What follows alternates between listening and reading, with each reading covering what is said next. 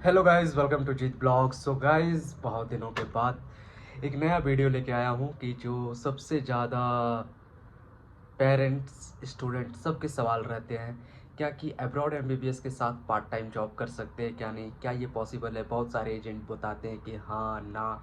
तो आज मैं इसका रियलिटी बताता हूँ कि इस वीडियो में लास्ट तक बने रहना कि मैं सारे पॉइंट्स बताऊँगा कि पार्ट टाइम्स से आप क्या कर सकते हो, क्या नहीं कर सकते हो, पार्ट टाइम्स का क्या है बेनिफिट है, क्या इसका लॉस है, हर एक चीज़ में इस वीडियो में। और क्या आपको पार्ट टाइम जॉब मिल भी सकता है क्या नहीं, ये तीनों पॉइंट को मैं कंक्लूड करके बताऊंगा। वीडियो को अंत तक बने रहना। अभी तक मेरे चैनल को सब्सक्राइब नहीं किया हो तो चैनल को सब्सक्राइब कर दो।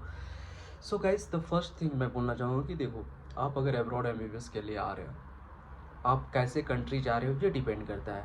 जैसे आप कजाकिस्तान किर्गिस्तान जा रहे हो तो वो सारी एशियन कंट्रीज जा रहे हो, तो वहाँ पे क्या होता है कि वर्कर्स की नीड ज़्यादा नहीं होती है, लेकिन हाँ, और हाई पे सैलरी भी नहीं होती है।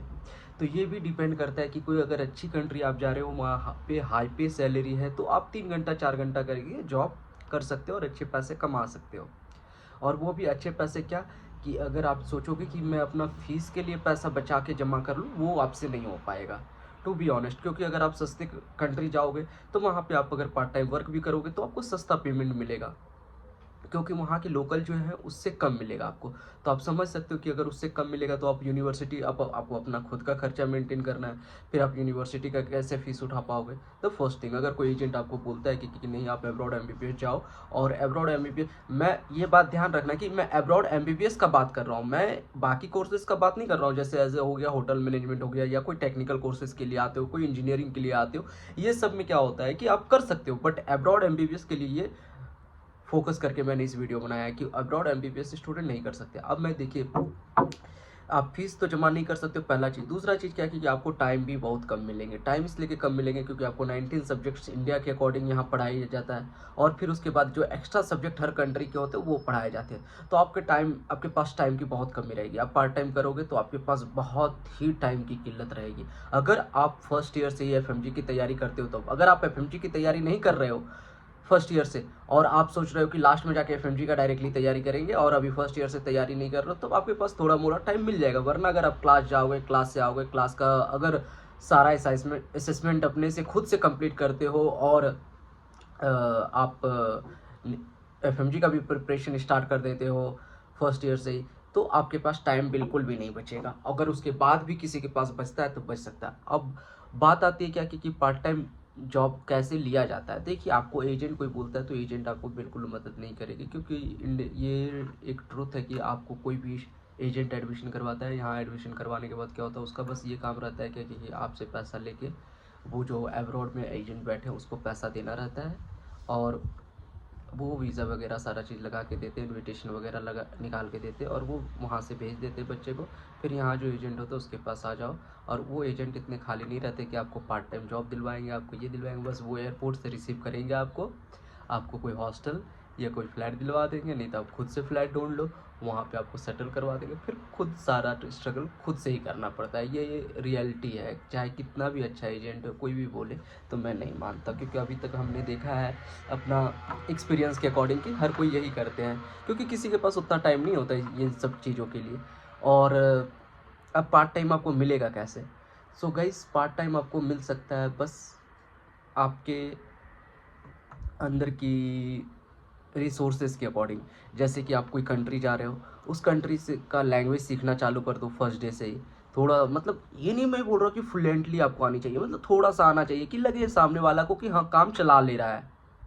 तो बस उस तरह की थोड़ी सी लैंग्वेज सीख लो। और अगर आपको वहाँ की ऑफिशियल हर जगह की, हर कंट्री की साइट होती है, वहाँ पे आप सर्च करोगे, आपको जॉब की वैकेंसी मिल जाएगी। वरना आप रेस्टोरेंट में जाकर डायरेक्टली पूछ सकते हो कि मेरे को काम चाहिए। तो इस तरह का आप करोगे तो आपको मिल सकता है काम।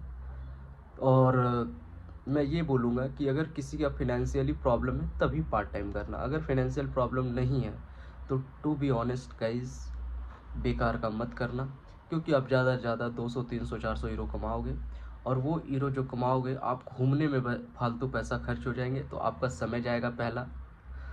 दूसरा क्या कि ये आप एफएमजी का प्रिपरेशन में कुछ भी नहीं कर पाओगे, तो लास्ट जो आप 6th ईयर पे आके आप पे सारा बर्डन हो जाएगा। तो आप ना घर के रहोगे ना घाट के रहोगे, फिर आप इंडिया जाने लायक भी नहीं बचोगे, क्योंकि आपको इंडिया जाना रहेगा तो एफएमजी क्लियर करना होगा, तो एफएमजी नहीं क्लियर होगी तो आप इंडिया जा नहीं पाओगे। तो इसके वजह से गाइज पार्ट टाइम वर्क वही बंदा करना जिसको सच में नेसेसरी पैसे की ज़रूरत हो, जिसको लग रहा है कि मेरा घर से पैसे आ रहे हैं, मेरे घर वाले पैसा भेज सकते हैं एक एज ए मतलब नॉर्मली जिसमें हम काम चला सकते हैं, और एक्स्ट्रा एक्सपेंस के लिए आप पार्ट टाइम कर रहे हो अपने खुद के एक्सपेंस के लिए, खुद के डिज़ायर के लिए कि मेरे को यूरोप घूमना है, कोई दूसरी कंट्री घूमना है, मेरे को ब्रांडेड शॉपिंग्स करनी, अगर इसके लिए आप पार्ट टाइम जॉब कर रहे हो तो गाइज प्लीज़ एंड प्लीज़ मत करना। वरना अभी क्या लगेगा कि पैसा है, मेरे पास टाइम है, सब चीज़ मैनेज कर लूँगा, लेकिन बाद में जब आपके पास 6 ईयर का समय आएगा तो आप बहुत रिग्रेट करोगे, क्योंकि फर्स्ट ईयर सेकेंड ईयर तक बच्चे नहीं सुनते हैं, क्योंकि अब की जनरेशन जो जेन जी जनरेशन है वो तो और भी नहीं सुनते बच्चे, वो तो बिल्कुल भी नहीं सुनना पसंद करते दूसरा का, कोई भी अगर उसे ज्ञान दे तो लगता है अरे क्या ज्ञान दे रहा है हमें, अपना देखो ना। बट लेकिन सच में बोल रहा हूँ गाइस, जॉब करना is not good thing in abroad MBBS.